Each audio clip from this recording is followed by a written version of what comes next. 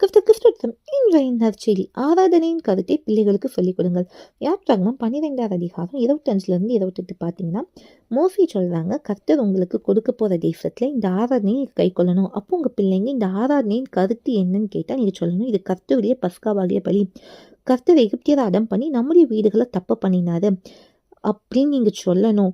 ஏன்னா அப்பந்தான் பிள்ளைங்களுக்கு அது புரியும்னு சொன்னாங்க.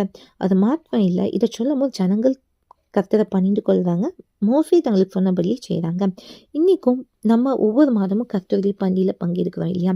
அப்போ பிள்ளைங்களுக்கு சொல்லிக் கொடுக்கணும், ஏசப்பா நம்மளுக்காக அழிக்கப்பட்டாங்க, அவருடைய சரீரம் இது, அவருடைய ரத்தம் இது, நம்ம நரகத்துக்கு போகத்தக்கதாக இருந்துச்சு. ஆனால் ஏசப்பா தம்முடைய ரத்தத்தை சிந்தி இன்னைக்கு நம்மளுக்கு நித்திய ஜீவனை சுதந்திரமாக கொடுத்துருக்காங்க.